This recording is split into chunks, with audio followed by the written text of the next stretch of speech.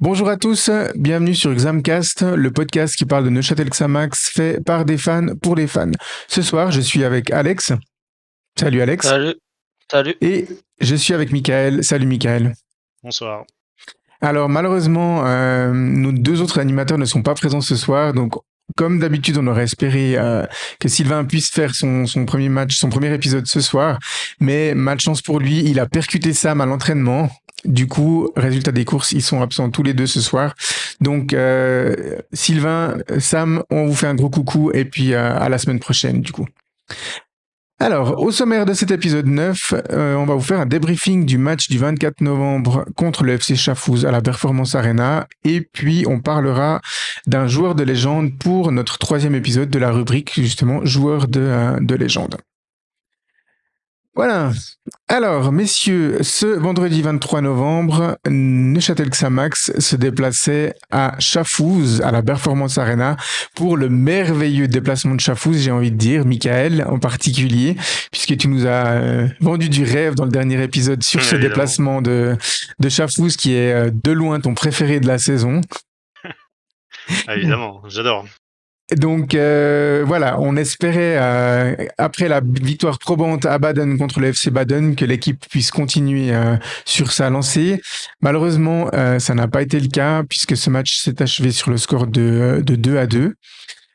Messieurs, votre sentiment après le match, Alex? Assez décevant au vu de beaucoup d'erreurs qu'on a fait, que ce soit devant ou derrière. Je trouvais quand même assez décevant le match. Michael, ton sentiment? C'est compréhensible qu'on puisse être déçu, mais j'en tirerais quand même du positif dans le sens où bon bah voilà ça reste on a quand même su se relever la tête après cette première mi-temps. On a quand même su trouver cette égalisation. Il y a quand même un peu de frustration parce qu'on pouvait espérer mieux, mais je dirais que c'est pas catastrophique et le sentiment il est clairement pas le même que lors du 2-2 face à Ville. Ouais, je partage un petit peu ton avis, Michael. Effectivement, quand on est mené à la mi-temps et qu'on revient au score, ben on peut se montrer, peut se montrer satisfait. Et puis, je comprends aussi ton positionnement, Alex, parce qu'effectivement, globalement, on a eu beaucoup plus d'occasions que le FC Chafouz. Mais au final, voilà, un match nul, voilà, assez satisfaisant. Voilà, maintenant, nous allons un peu décortiquer le match avec ses différentes séquences. Donc, avant le coup d'envoi, la question, on se demandait en fait quelle composition Uli Forte allait aligner, tant dans le dispositif tactique que dans le choix des joueurs. Et puis finalement, il a reconduit le même 11 avec le même dispositif tactique. Michael, tu peux nous en dire un petit peu plus? Ouais, effectivement. Alors, on est parti sur le même 3-4-3. Dans l'animation, on l'évoquera, mais on a clairement vu un début de match où on prenait peut-être pas trop de risques sur le pressing, sur le porteur du ballon. Chafouz avait beaucoup le ballon au début, malgré l'ouverture du score qui est de notre côté. Ils ont pour autant pas vraiment créé quoi que ce soit. Mais ouais, dans le même style que face à Baden, qui eux cherchaient peut-être un peu moins à conserver, mais c'était vraiment ça l'animation défensive aussi. On attend au milieu de terrain et dès que l'adversaire commence à se rapprocher, on vient presser sur le porteur pour se projeter. Ouais, c'est ça. Il y avait eu dans les premières minutes déjà quelques bribes un petit peu des projections qu'on était capable de faire sans que ça aboutisse sur des grosses occasions. Et puis cette première occasion, elle vient. En fait, c'est une double occasion qui mène au premier but finalement, puisque à la 9e minute, Simone Rapp se met en évidence, envoie une bonne tête. Et puis bien arrêté, bien dévié en corner par Hensler. Et sur le corner, c'est suffisamment rare pour le signaler du coup, mais Eh oui. Neuchâtel Xamax non seulement s'est montré dangereux, mais en plus a scoré sur corner. Donc vous avez quel sentiment à ce moment-là sur le but inscrit par le capitaine Kenan Fatkic? J'étais assez surpris. Ça faisait plaisir. Non, c'était un bon corner de sur D. Et puis ouais, ça faisait plaisir parce que c'est vrai qu'on on a beaucoup évoqué les corners. Donc forcément, dès qu'on marque sur corner, ça passe pas inaperçu. Et non, j'étais quand même content. En plus, ça vient aussi d'une bonne action à la base, comme tu disais, bon centre de sur D qui s'est illustré 2 fois. et Rapp dont la tête est bien déviée comme tu l'as évoqué. Ouais, j'étais plutôt content et on en parlera quelques minutes après. Il y a eu un autre bon corner. Ouais, c'est ça. Donc, premier tournoi. Alors moi, sur ce corner, j'ai été doublement impressionné. J'ai d'abord été impressionné par effectivement la qualité de frappe de Franck Surdé. On se cherche un petit peu encore sur le choix des tireurs de corner. Là, Surdé, on va dire qu'il a marqué des points dans ce registre. Et puis, il faut le dire aussi, j'ai été particulièrement impressionné par le mauvais positionnement de la défense schaffhausoise quand même. Ouais. Parce que on voit que Kenan Fatkic est quand même bien délaissé au deuxième poteau. Il a, je pense que même s'il avait raté son geste, ça finissait quand même au fond. Tellement il était proche et tellement il était seul. Enzler couvrait le premier poteau, il n'y avait pas de joueur au deuxième poteau. Ça m'a rappelé un petit peu les consignes des coachs que je recevais à l'entraînement quand j'étais junior, où ils disaient un joueur au premier poteau et un joueur au deuxième poteau aussi, au cas où il y a quelqu'un, si le gardien intervient ou se trouve, ben, si un joueur qui reprend au deuxième poteau, il est capable de défendre.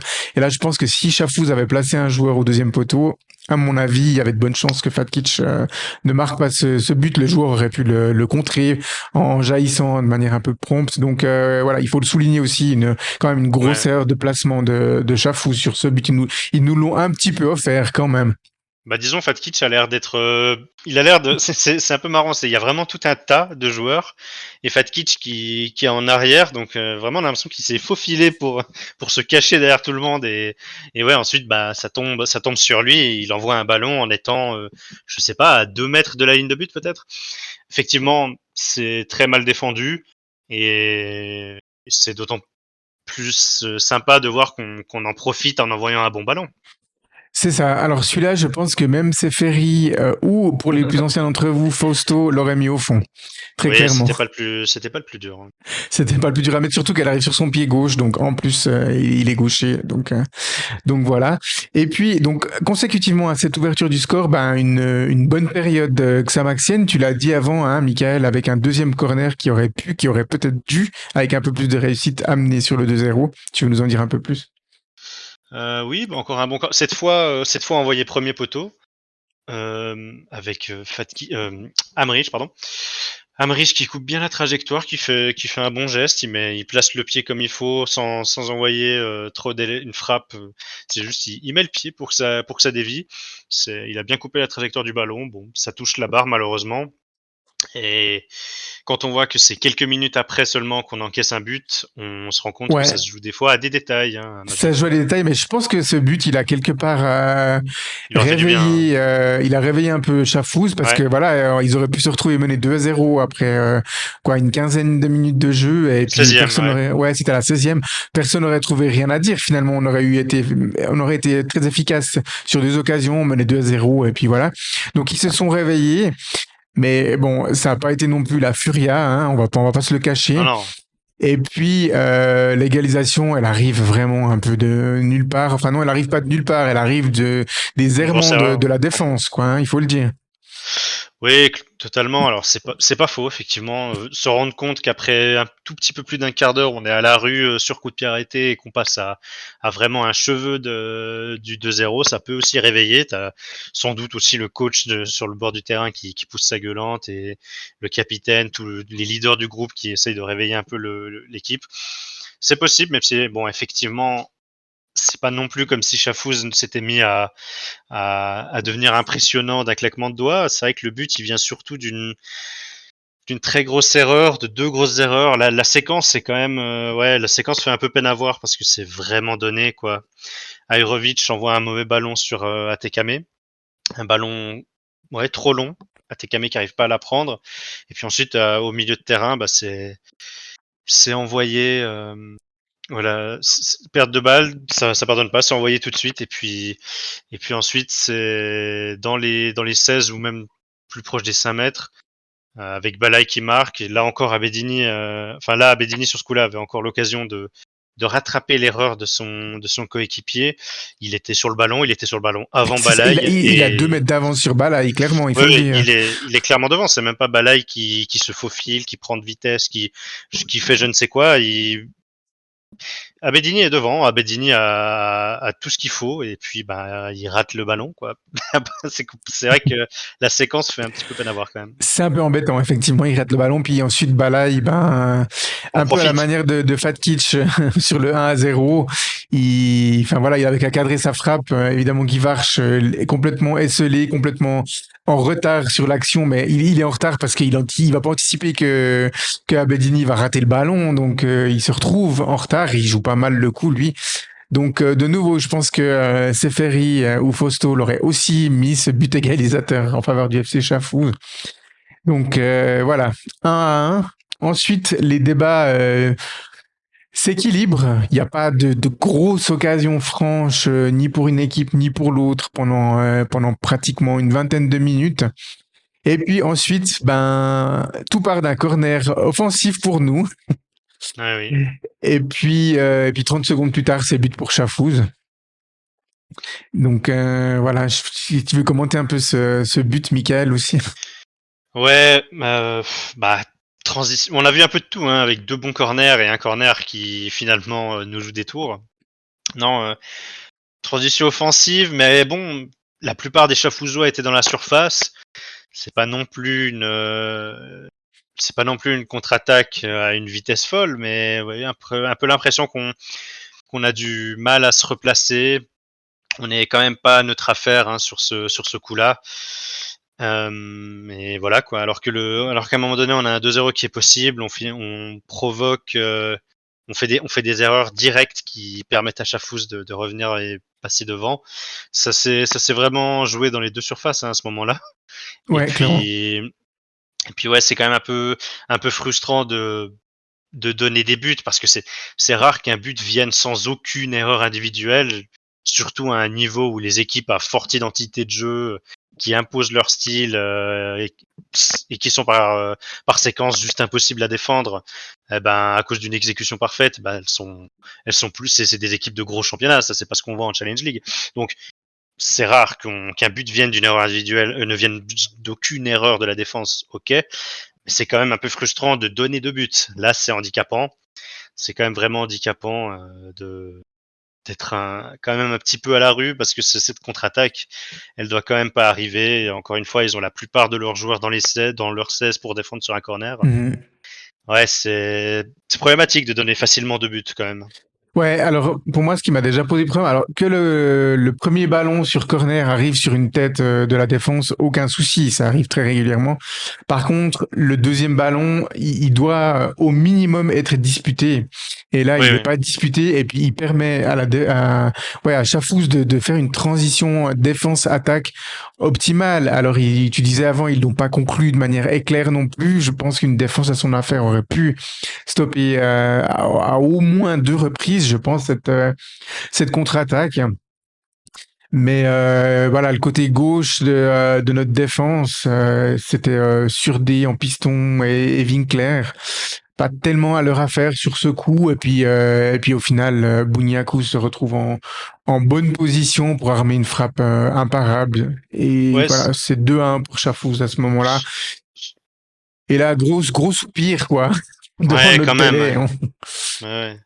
Bon, Devant notre télé, on se dit, sur la séquence, c'est Autier qui revient soutenir, qui revient ouais, soutenir derrière, mais ouais, ouais, clairement, gros soupir hein, quand même. Et ça a pas été la première fois qu'on a été pas tout à fait à notre affaire en contre-attaque. On s'est fait une frayeur 4 minutes avant avec une faute de Sautier dans la surface de Chafouz. de Hautier.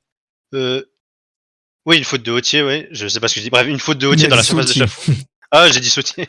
Une faute d'Autier dans la surface de Chafouz. Tout le monde qui est un peu circonspect, qui regarde, et puis eux, les Chafouzeux, eux, ils partent tout de suite ils partent tout de suite. C'est vrai qu'on a eu du mal sur ces phases, quand même. Ouais, on a eu du mal. Et ensuite, plus rien dans les 10 dernières minutes. On se crée pas vraiment d'occasion, Chafouz non plus.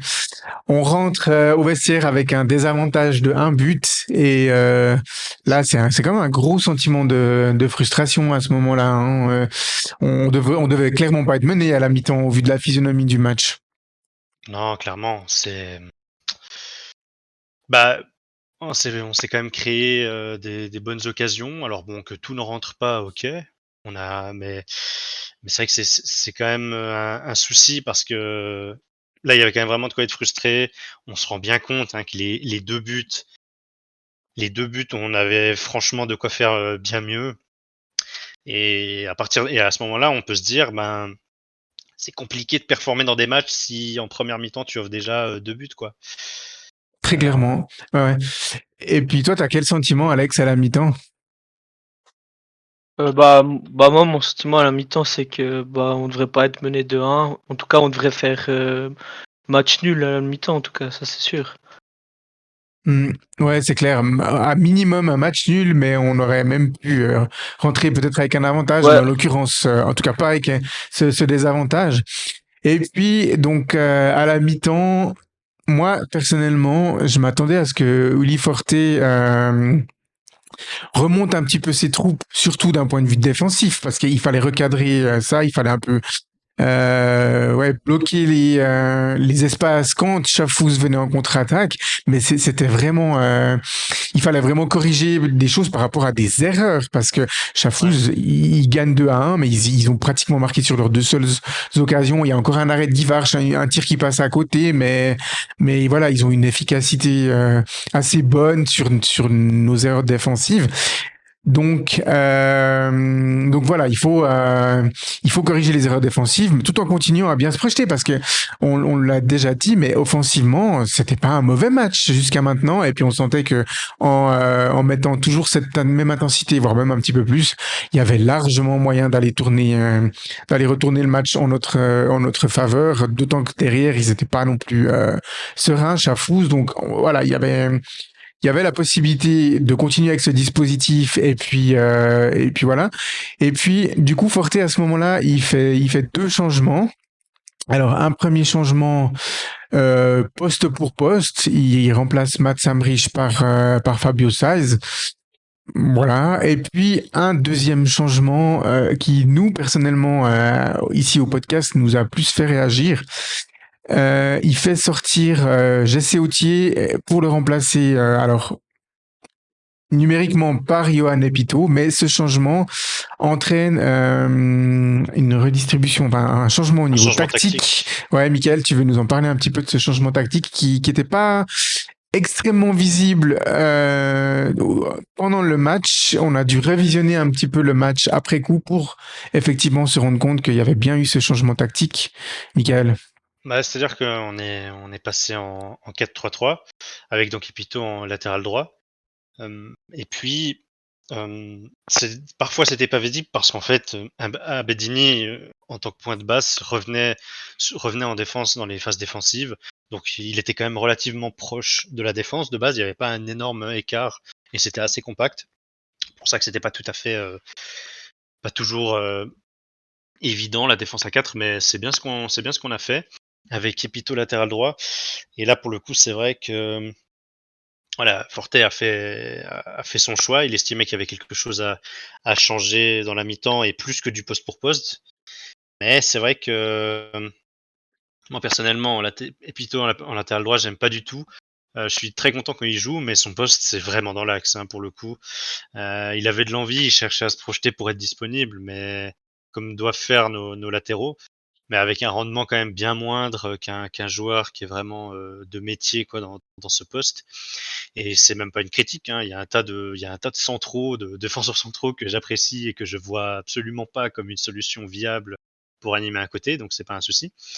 Mais voilà, justement, cette animation, elle était quand même du coup rendue difficile, avec en plus Atekame décalé sur la gauche, où il a aussi du mal. On voit que son côté où il est bon, c'est surtout sur la droite. Là, c'est à gauche, il a beaucoup plus de soucis. Il est moins à l'aise pour conduire le ballon et pour faire des passes. Ses prises de balles, elles sont souvent dirigées vers l'intérieur du jeu, puisqu'il prend du pied droit. Et forcément, c'est compliqué. On a les deux pendants à gauche et à droite, du coup, qui ont eu du mal à réellement faire ces courses constantes et à vraiment bien animer leur côté. Et je trouve que ça a été plus pénalisant qu'autre chose offensivement. Et j'ai un peu l'impression qu'on a sous-exploité cette deuxième mi-temps en plaçant des défenseurs centraux à un rendement moindre. Un parce qu'il est replacé du mauvais côté et un parce qu'il est pas à son poste. Ouais. Alors moi, j'avoue que quand j'ai vu ces changements, Je me suis tout de suite dit, mon Dieu, est-ce que Autier s'est blessé? Ou est-ce qu'on n'a rien vu en première mi-temps? Est-ce qu'il avait une petite alerte et puis qu'il fallait le sortir? Parce que j'ai pas eu l'impression qu'il était moins bon que les autres. Donc, je me suis posé des questions par rapport à ça. Alors, on espère qu'on n'aura pas de communication allant dans ce sens ces prochains temps. Parce que effectivement, le replacement tactique en 4-3-3, il pouvait aussi se justifier en soi, mais ce qu'on a moins compris, enfin ce que moi personnellement j'ai moins compris, mais on a échangé aussi ensemble, vous étiez du même avis, c'est le choix du joueur qui a remplacé Jesse Autier. Autant le remplacement d'Amrich à Saïs, absolument rien à dire. C'est du poste pour poste. C'est des joueurs qui occupent un rôle relativement similaire, même s'ils peuvent s'adapter à d'autres rôles dans l'axe du milieu du terrain. Mais là, on avait en fait Yoann Epito était le seul joueur à profil défensif sur le banc des remplaçants. Et du coup, on avait d'autres choix. Alex, t'aurais vu qui, toi, par exemple, qui aurait pu rentrer en place de Jesse Autier? Étant donné que Marin et Campos sont pas trop à confiance de Forte, Ben Seguir aurait fait l'affaire. Et même, il me semble, Isaac Aliou, il était là, ou je sais plus. Oui. Ouais, il était sur la feuille de match, ouais. Isaac Aliou, il était sur le banc, puis il aurait aussi très bien fait l'affaire derrière Rap. Ouais, très clairement. Il aurait pu également aussi faire confiance à Sébastien Moulin. Il aurait même pu faire rentrer Soumaïla Bakayoko, hein, aussi à ce moment-là du match. Donc, alors, avec Michael, on a vu le match en direct ensemble. On s'est posé un peu ces questions-là, hein, Michael. Pourquoi choisir Yoann Epito dans ce replacement tactique? Oui, parce que on est encore une fois pas dans la tête du coach qui a fait Non. ses choix, et je prétends pas avoir de meilleure solution que lui, mais c'est juste que est-ce que est-ce qu'il a voulu absolument passer en 4-3-3 et dans ce cas-là, c'est un peu forcé parce qu'on n'a vraiment pas les joueurs pour actuellement, avec notamment Amoabeng dont on comprend pas trop, hein. Il joue un match amical, ensuite il est pas du tout sur la feuille de match parce qu'il est incertain. Donc voilà, il y a toutes ces choses-là qu'on comprend pas trop et qui fait que actuellement dans l'effectif, on n'a pas ce qu'il faut pour faire ça.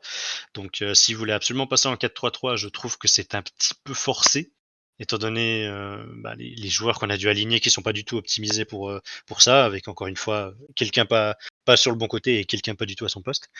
Donc voilà, nous ce qu'on avait imaginé, ce genre de changement, les changements que cite par exemple Alex, ça aurait été potentiellement en gardant le système et juste en faisant un espèce de poste pour poste où tu fais rentrer par exemple un Ben Seguir derrière l'attaquant. Ça aurait pu aussi être envisageable. Je pense qu'il voulait, lui, absolument faire ce changement tactique-là. Il avait une idée en tête, mais en repassant à 4, du coup, on a obligatoirement dû bricoler. Je trouve que c'était peut-être pas tout à fait optimisé. Ouais, on a l'impression qu'avec ce changement et ce repositionnement, on n'a pas exploité le potentiel et les qualités maximum de chaque joueur présent Ouais, c'est sur ça. le terrain. Parce que défenseur latéral et défenseur central, c'est pas du tout le même poste. Alors, c'est beaucoup plus facile de prendre un défenseur latéral et de le remettre dans l'axe que l'inverse. Parce que Yoann Epito, c'est un joueur qu'on adore, il a d'énormes qualités, il est athlétiquement imposant, il est très dur au marquage, mais dur dans le bon sens du terme. Il a une qualité de relance en tant que défenseur central qui va toujours en s'améliorant, mais il a des qualités de défenseur central parce qu'il a été formé comme ça et puis qu'il se développe comme ça.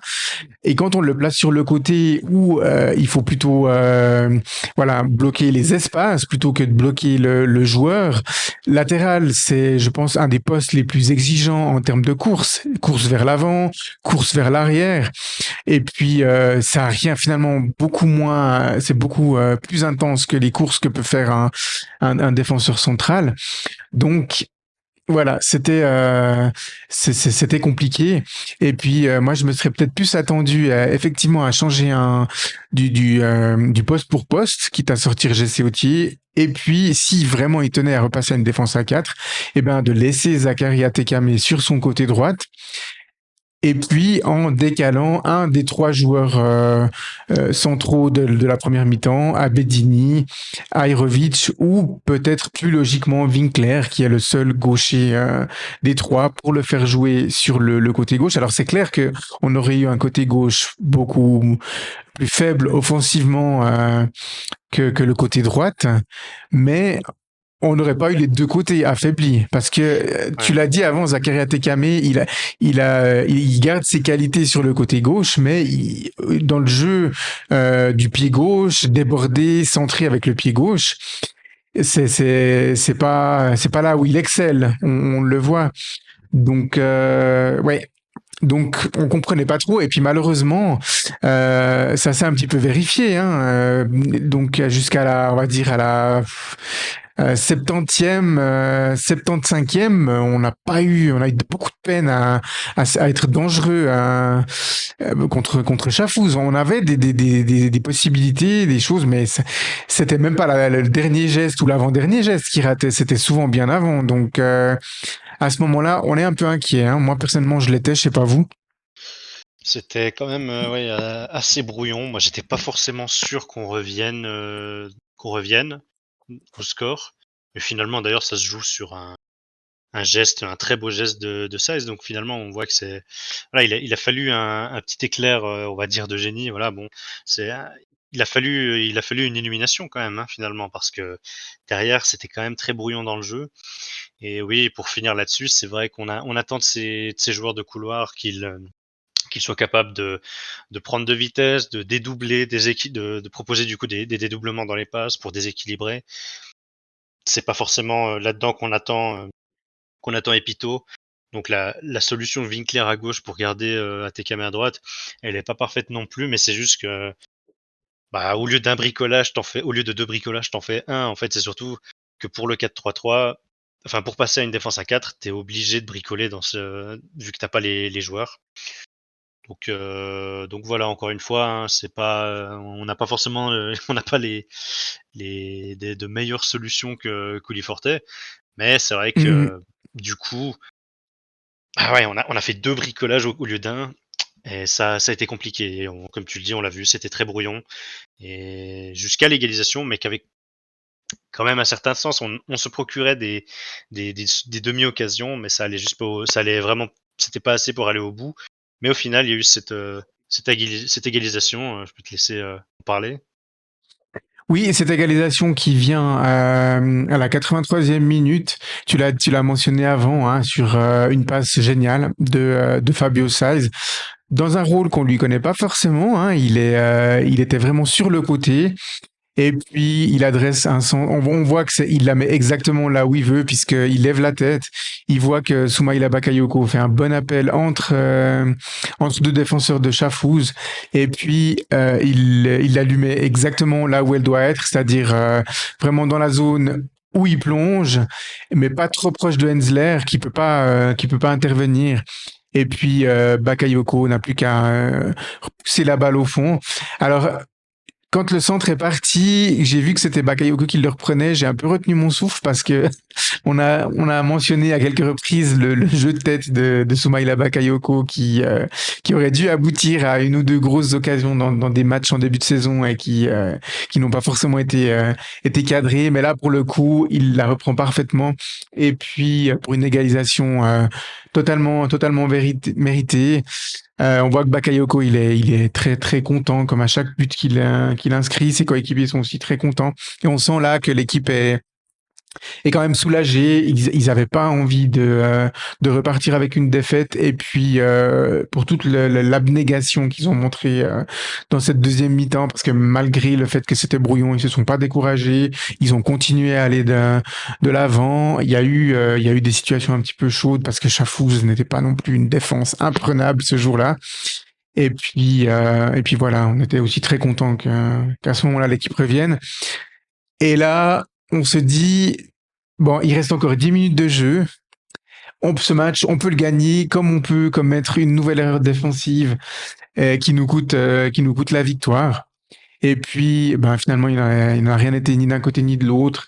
Après le but, il y a eu une période qui a duré 3-4 minutes où on n'arrivait on touchait quasiment plus le ballon, on n'arrivait plus à le ressortir proprement. On sentait que ça pouvait potentiellement devenir chaud.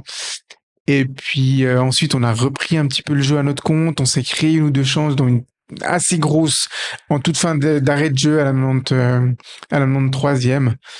Mais voilà, pas de but, pas de cinquième but ce jour-là. Et puis voilà, score final de 2-2. À ce moment-là, au coup de sifflet, le langage corporel des deux équipes est assez clair. Elles semblent se satisfaire de ce point. Il n'y a aucun joueur des deux côtés qui finit à terre, qui est déçu. Ça n'a pas fini en bagarre générale comme Hmm. ça aurait pu le faire entre la, autour de la 60e, hein, je crois, Alex. C'était un peu Ouais, ouais. chaud. Hein, Ouais, il y a eu quelques débuts d'échauffourée. Mais ouais, il y a eu voilà. quelques tacles à s'appuyer, puis ils commençaient à tous un peu à s'énerver, mais Mais Mais voilà. Mais au final, finalement, tout le monde se quitte en bons amis à l'issue de ce match. Et pour une fois, le voyage de retour de Chafouz à Neuchâtel a dû être un peu moins long. Alors, pas bah, pour disons, Michael, puisqu'il y était pas, mais non, non, pour les joueurs effectivement. et l'ensemble des supporters présents. On les salue d'ailleurs, les supporters, les courageux qui étaient présents. Ils ont eu un petit souci. Ils sont rentrés avec quelques minutes de retard dans le stade. On espère qu'il y a rien eu de grave, mais je crois que c'était une histoire de bouchon hein, et rien d'autre. C'est possible. Mais c'est vrai que du coup, bah, juste pour ce qui est ouais, des réactions, du langage corporel de la fin, pour Chafous, c'est quand même une mauvaise opération, puisqu'il paye, avec la victoire de Bellinzone aujourd'hui, ils commencent à creuser leur retard.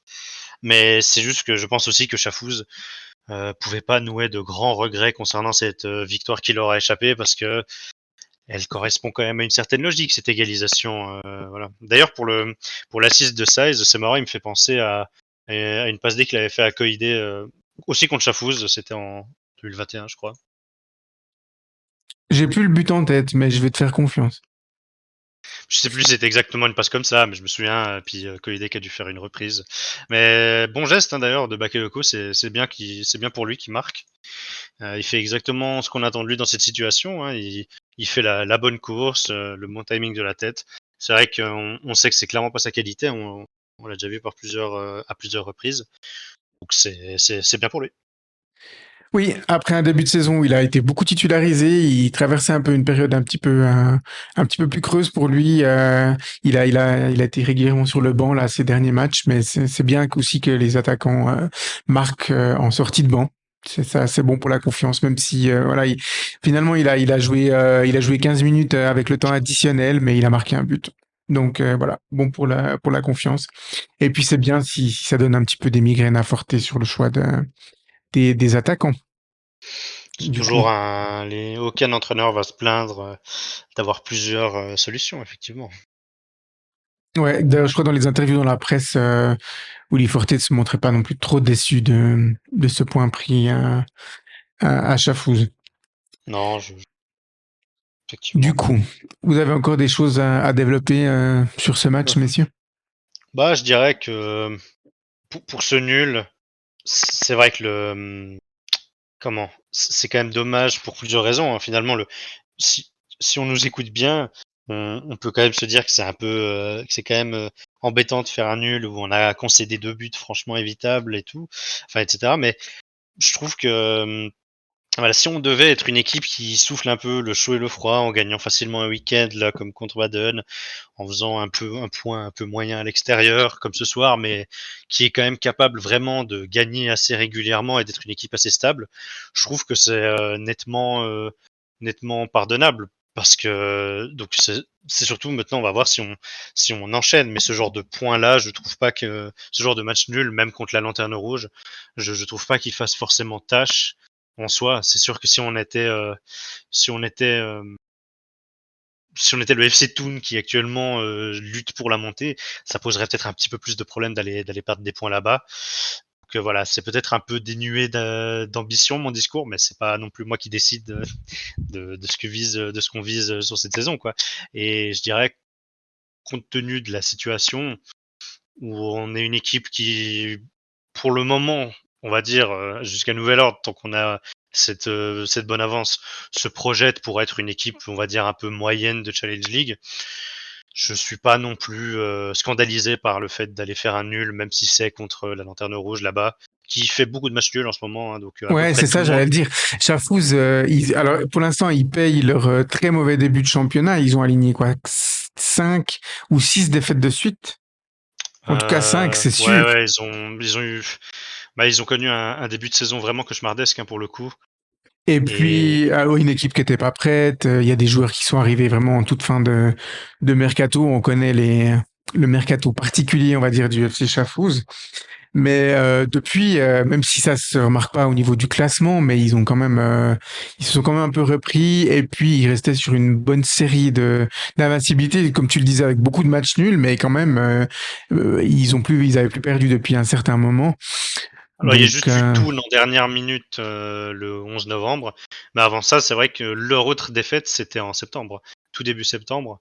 Après, bon, c'est une série qui leur permet pas d'avancer, donc ils ont quand même un vrai rythme de relégable parce qu'ils font que des matchs nuls. En réalité, ils ont fait une victoire.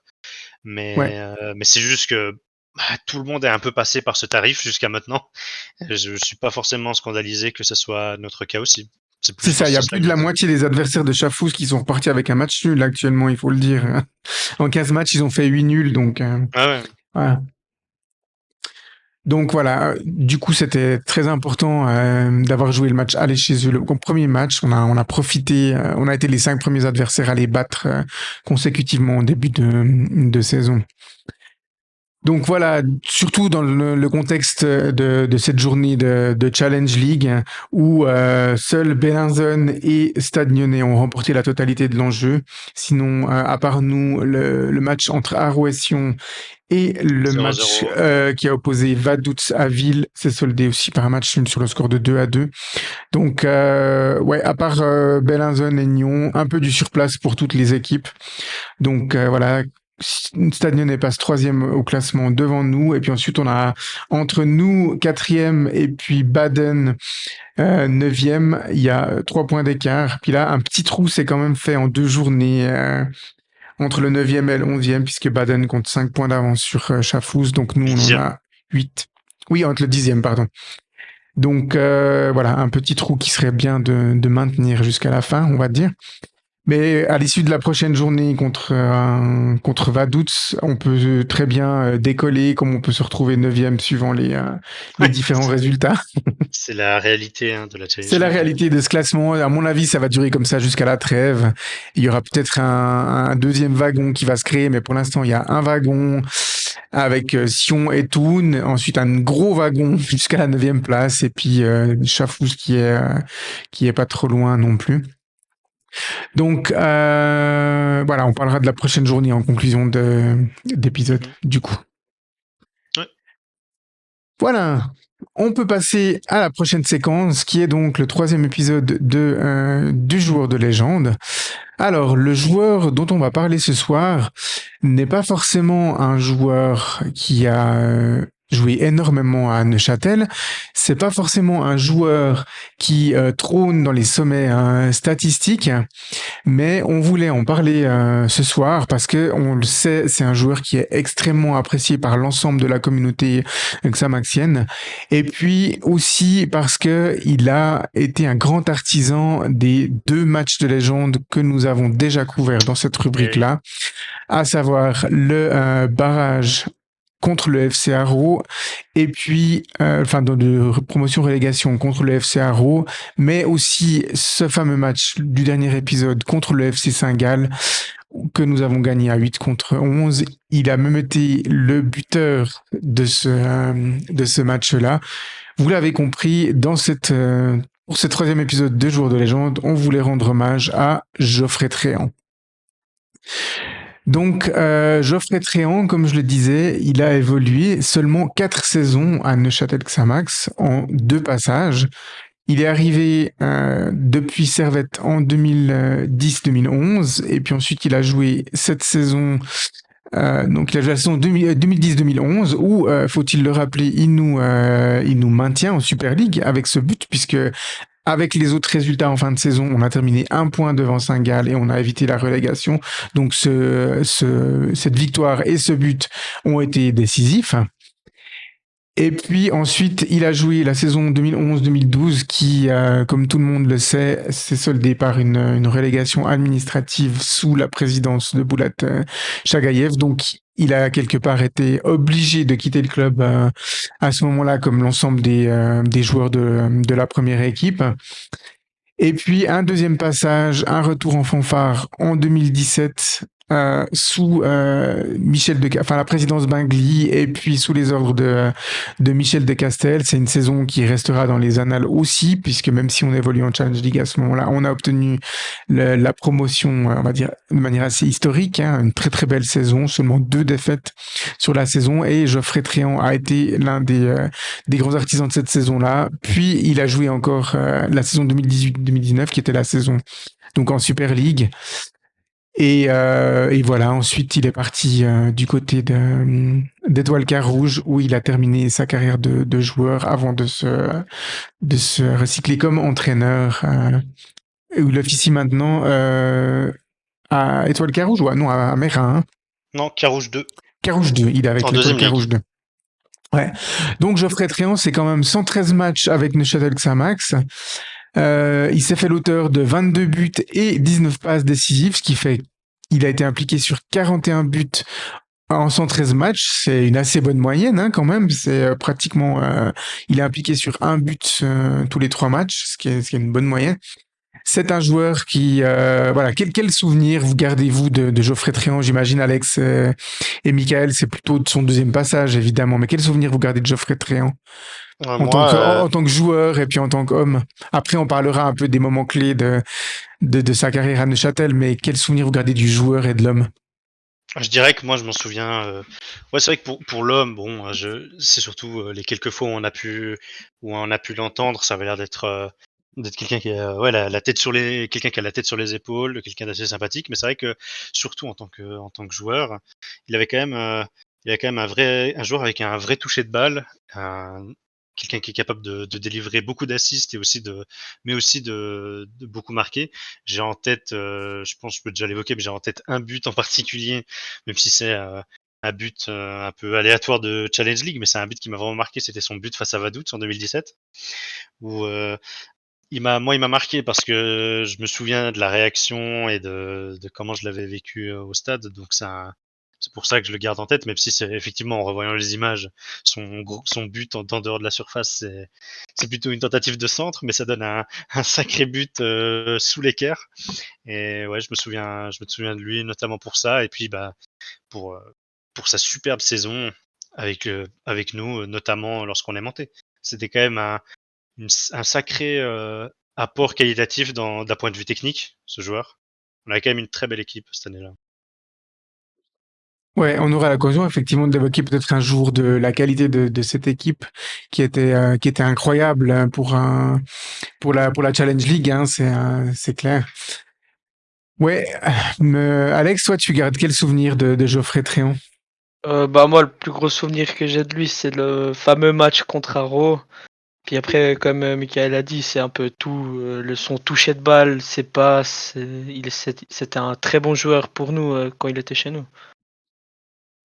Ouais, effectivement, hein, c'était un très bon joueur. Moi, je garde aussi en tête ses qualités techniques, mais aussi ses qualités humaines et d'abnégation. Pour moi, Mm. Geoffrey Tréant, Oui. c'était vraiment un joueur qui montrait par l'exemple.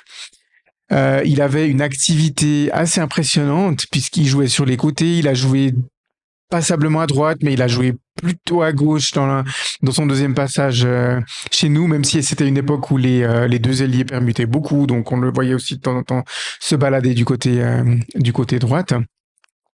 Et puis, je garde aussi le souvenir d'un joueur extrêmement humble et puis fair play aussi sur le terrain. C'était pas le joueur qui faisait des fautes méchantes, c'était pas le joueur qui allait chercher des noises à l'adversaire quand un de ses coéquipiers se faisait tacler. Il avait plutôt tendance à calmer un peu les choses, à essayer d'apaiser et puis de faire en sorte que voilà, il y avait une bonne ambiance sur le terrain et puis que tout le monde puisse jouer dans les meilleures conditions possibles. Et puis, c'est vrai que la communauté garde aussi un peu ce souvenir-là. Hein. On a Grégoire qui nous dit que c'est un joueur téméraire et combatif qui ne lâchait jamais rien. Et ouais, c'est des qualités effectivement que je reconnais bien à Geoffrey Tréant. Alors moi, j'ai une petite anecdote plutôt d'ordre privé assez sympa. Moi, j'ai habité pendant pas mal d'années à Serrières, mais notamment dans un appartement précis. Et puis, j'avais un Geoffrey Tréant dans mon immeuble. Et comme c'est un nom de famille qui n'est pas commun en Suisse, hein, puisque il est d'origine française, d'Annemasse, Ouais. Geoffrey, donc on n'en a pas beaucoup des Tréants par ici, et encore moins dès qu'il s'appelle Geoffrey. Donc je pense que Geoffrey Tréant a été mon voisin du dessus pendant des années, mais figurez-vous que j'ai habité 2 ans dans cet appartement, mais la deuxième année, il me semble il y avait eu la faillite et il est parti. Mais pendant cette période-là, je ne l'ai jamais croisé dans les corridors ou à la lessiverie ou à la cave ou à la boîte aux lettres ou rien du tout. Donc, Geoffrey, si vous nous écoutez, peut-être vous pourrez confirmer cette anecdote en me donnant l'adresse à Serrières. Je ne veux pas la divulguer comme ça en privé, même s'il n'y habite plus aujourd'hui, mais je pense que c'était de lui dont il s'agissait et puis j'aurais bien aimé le croiser à ce moment-là pour le féliciter de ses différentes performances. Alors peut-être que j'aurais pu aller lui mettre un petit mot dans la boîte aux lettres pour le féliciter, mais j'avais pas envie de faire le voisin saoulant. Et puis si ça se trouve, c'était pas le joueur de Xamax, donc il se serait dit mais pourquoi il me félicite de mon but contre Saint-Gall incroyable, alors que moi j'étais juste à ce moment-là j'étais juste à la plage en train de bronzer. Donc je pense avoir été le voisin du dessous de Geoffrey Tréant pendant une année. Du coup, c'était Sympa. la saison de la faillite en fait, puisque moi je suis resté encore une année après dans cet appartement, mais lui il a quitté le club pour partir à Saint-Gall. Donc voilà une petite anecdote d'ordre privé par rapport à Geoffrey Tréant. Sinon, ouais ben évidemment on en a assez parlé dans la chronique de la semaine dernière sur le match de légende, mais son but contre Saint-Gall était incroyable. De nouveau par le déroulement du match, mais aussi par sa réaction à lui. Il y croyait pas. Et puis, comme le rappelait Sam la semaine passée, il est allé vomir discrètement à la fin tellement il y croyait pas. C'est vraiment, c'était le but d'un joueur qui était content d'évoluer à Neuchâtel et qui était content de marquer ce but pour ce club-là. Donc voilà, même s'il faut le rappeler, à ce moment-là, c'était sa première saison chez nous, mais il s'identifiait déjà beaucoup aux valeurs neuchâteloises à ce moment-là. Il était déjà devenu un peu un joueur très très apprécié du public, même avant ce but-là. Le barrage retour, on en a parlé aussi pas mal, même si ça remonte déjà à quelques épisodes, mais tu l'as décortiqué, Michael. Ouais. Il est impliqué sur 3 des 4 buts inscrits ce jour-là quand même, hein, à la conclusion du 4-0 et puis à l'assist sur le 2 et 3-0, conclu de la tête par Os et Ademi.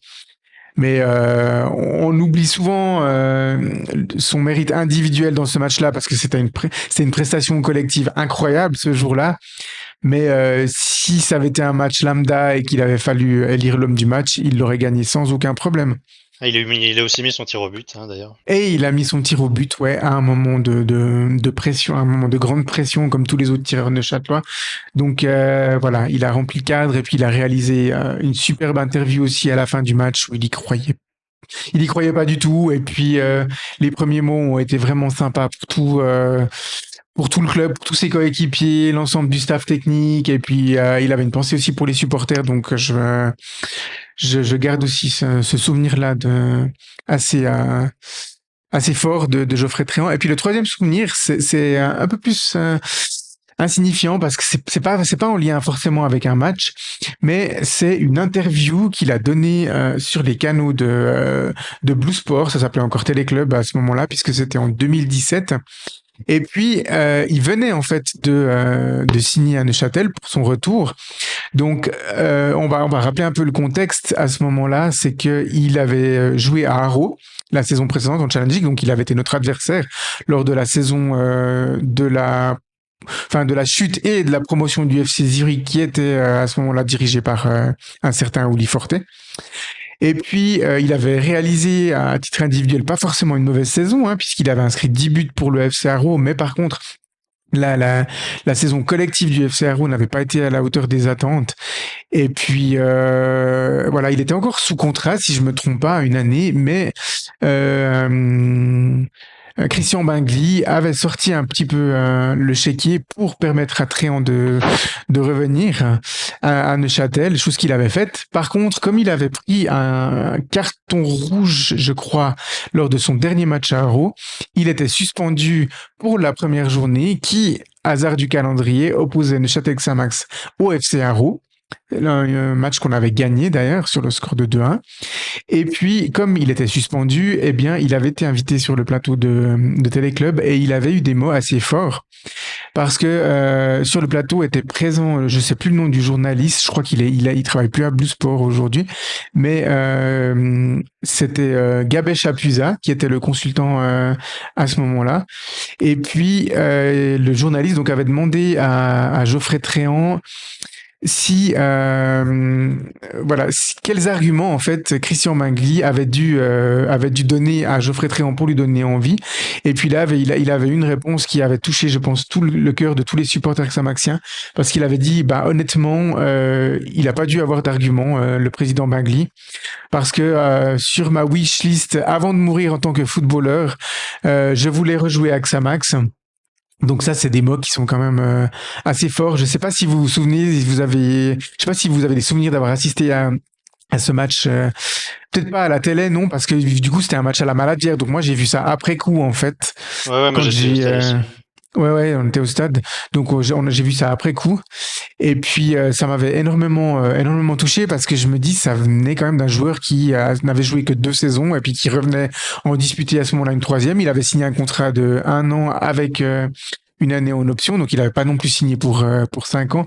Donc c'était des mots forts, c'est des mots que je me serais attendu à avoir de la bouche d'un Mike Gomez, d'un Laurent Walter, d'un Charles-André Doudin quand ils ont re-signé au club, ou même d'un Raphaël Nuzzolo quand ils sont revenus à Neuchâtel pour permettre au club de grimper dans les ligues. Mais je me serais pas forcément attendu à les entendre de sa bouche à lui, donc ça m'a beaucoup touché, vraiment. Et puis Gabé Chapuisat lui a demandé si s'il s'attendait à être titulaire dès le prochain match qui était un déplacement à Casso.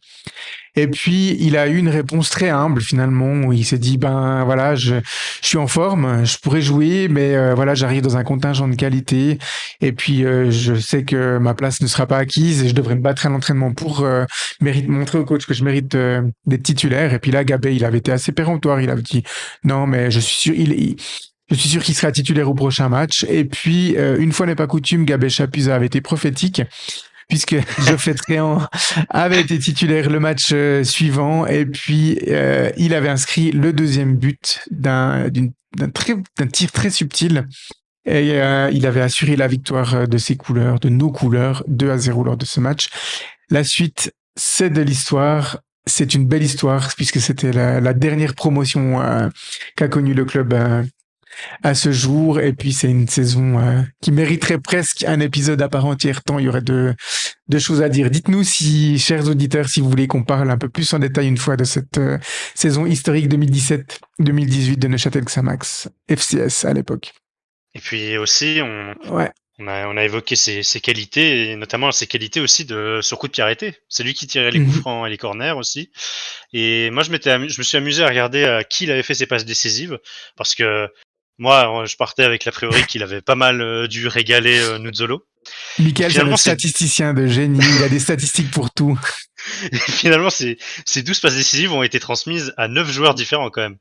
Ouais. Mais ça, c'est parce qu'il tirait les corners, évidemment. Donc il les tirait très bien. C'est une époque où les coups de pied arrêtés de manière générale, même les coups francs, Tu as le nom des 9 étaient joueurs vraiment à très qui il a magnifiques. distillé des passes décisives? Alors il y a des joueurs, les joueurs à qui il en a fait une, c'est Steve Lawson, Ramizi, Gomez, Nuzzolo, Dele, Djuric et Semenovic. Il en a fait 2 à Doudin et 3 à Carlon. Waouh, ça c'est de la statistique. Si vous avez des statistiques très précises à demander, n'hésitez pas à les demander à Michael sur notre nouveau forum Discord. Il y répondra avec plaisir parce que je suis sûr qu'il a la réponse à n'importe quelle statistique que vous allez lui mettre sous les yeux. En tout cas, j'ai de la curiosité pour la rechercher. Après, Et je sais pas la forcément en curiosité tête. pour la rechercher. Effectivement. Voilà, alors ça conclut cette rubrique joueur de légende. D'ailleurs, Geoffrey Tréant, si par hasard il tombe sur ce podcast, au nom de la communauté xamaxienne, mais aussi de l'équipe de Xamcast, on tient à le saluer tout particulièrement, à le remercier chaleureusement pour tout ce qu'il a fait pour Neuchâtel Xamax durant ces années au club.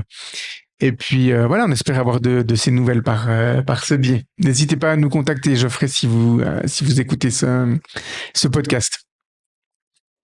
Voilà, on arrive gentiment à la fin de cet épisode. On a encore 3 petites choses à vous dire. La première, ça concerne le prochain match. Donc le prochain match, il aura lieu ce vendredi 1er décembre avec la réception du, FC je sais pas Vaduz. combien de fois, tenant du titre de la Coupe du Liechtenstein. 49, je crois.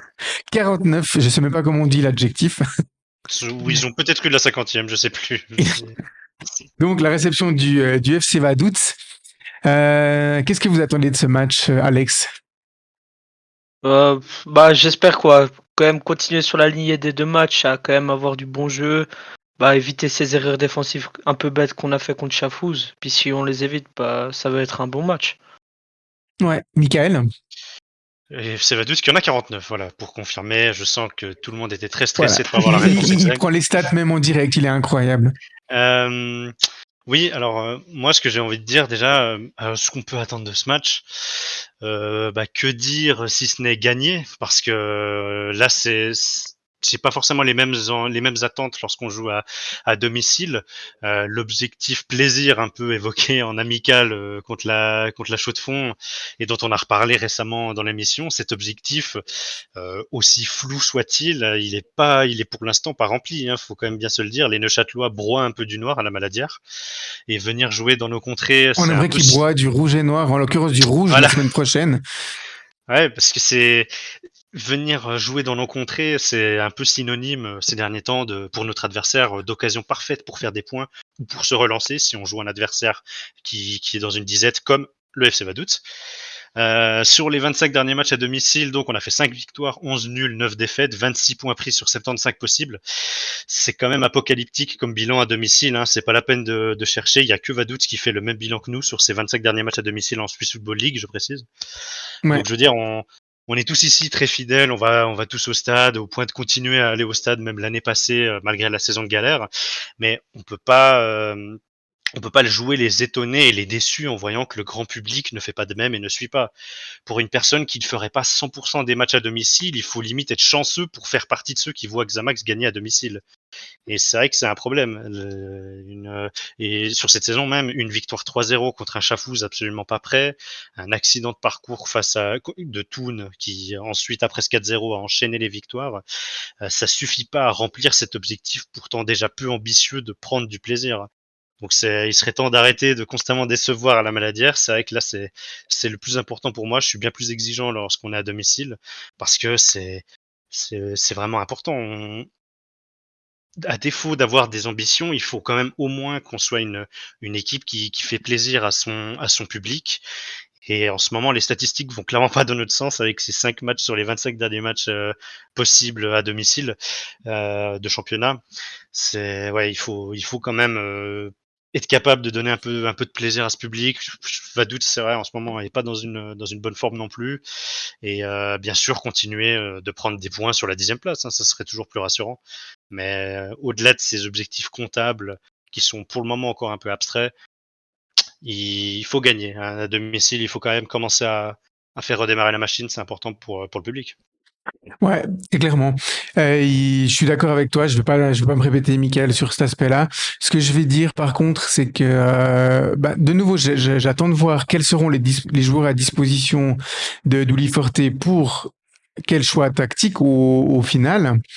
On sait que Uli Forte, quand même, quand il a le choix, il est préféré évoluer à 4 derrière. Et puis, il dit d'ailleurs que l'équipe est plus habituée à ce schéma-là. Et puis, on espère qu'on va récupérer au moins un ou deux latéraux, peu importe à gauche ou à droite, pour ce match. Fabrice Nsakal a raté son deuxième match. On voit, il est très actif sur les réseaux sociaux. On voit dans ses stories qu'il est à mi-chemin entre des soins et puis quand même de la préparation physique. Il se maintient au niveau physique. Donc on espère qu'il sera opérationnel la semaine prochaine. Il a été annoncé un certain 2 matchs de suite. Tu l'as dit aussi avant, Franck Amoabeng il a joué tout le match, je crois, en amical, ou en tout cas une bonne partie du match. Donc on espère qu'il soit au moins sur le banc pour être prêt à rentrer en cas de besoin pour ce match contre Vaduz. Et puis on espère aussi avoir une communication un peu plus claire sur Adam Ouattara, parce que c'est toi, Michael, qui l'a remarqué sur le dernière vidéo d'avant-match hebdomadaire de Neuchâtel. On le voit s'entraîner avec le reste de l'équipe, hein. Donc on espère qu'il pourra au moins être sur le banc les prochains matchs. Mais bon, en même temps, il reste 3 journées, hein. Il reste la réception de Vaduz, le déplacement à Bellinzone et puis la réception du FC Haro. Donc il y aura peut-être pas non plus de risques qui seront pris avec Adam Ouattara. Et puis pour lui, ce sera peut-être plutôt un retour définitif, on va dire, à la reprise en 2024. Ça aurait du sens de procéder comme ça, en tout cas. Ouais, ça aurait du sens. Il y a pas d'urgence, surtout que Amoabeng pourrait occuper ce rôle-là. Et puis on a Soro qui pourrait aussi être sur le banc en cas de besoin. Et puis on a toujours Atekame. On espère surtout qu'à gauche on vienne combler le trou. Oui, c'est ça. On espère aussi que ça vienne boucher du côté gauche.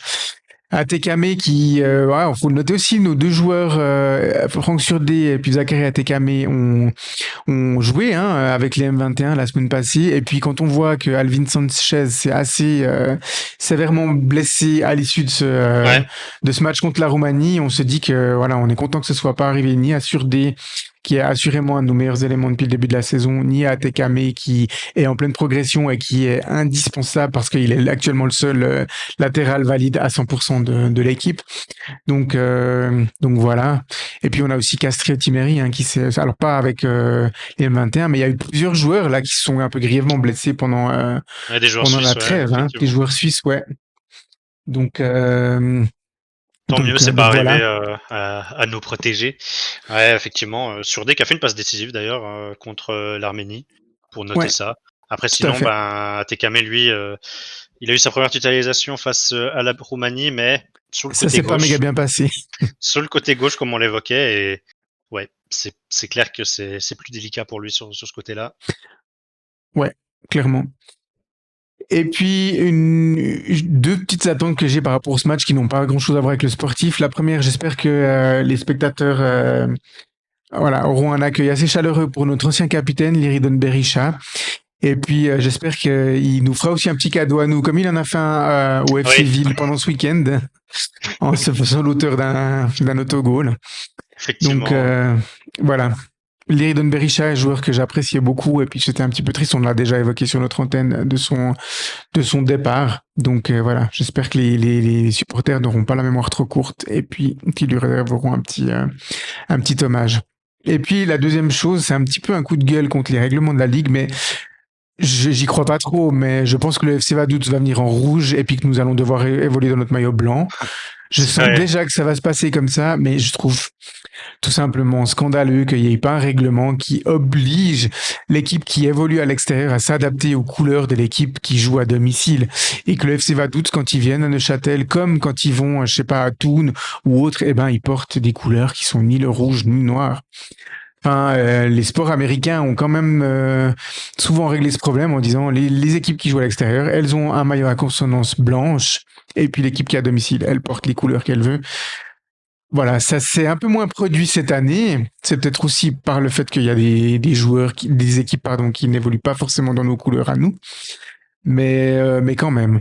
Mais c'était souvent avec eux qu'on a dû jouer. C'est souvent avec eux qu'on a dû jouer en maillot extérieur, effectivement. Ouais, il y avait aussi Uchi. Ouais, c'était le Zanushi. Il y avait le Slow, il y avait Toon, il y avait là, aussi... ils ont un maillot extérieur sombre aussi, il est bleu foncé, très foncé, donc je sais pas trop. Non, mais c'est pour moi, on peut tenir les paris, si vous voulez, mais moi je suis on va jouer en blanc, c'est sûr. Ils vont jouer en rouge et on va jouer en blanc. C'est quasiment certain. Mais bon, quand on voit que la plupart des équipes, en tout cas en Super League, ont un 3e maillot, peut-être même certaines équipes de Challenge League, Mais ouais, voilà. Je trouve ça un peu bizarre de devoir obliger l'équipe à domicile à changer ses Ouais, propres couleurs. c'est arrivé assez souvent, alors c'est du détail, mais c'est vrai que c'est bizarre quand même comme façon de procéder.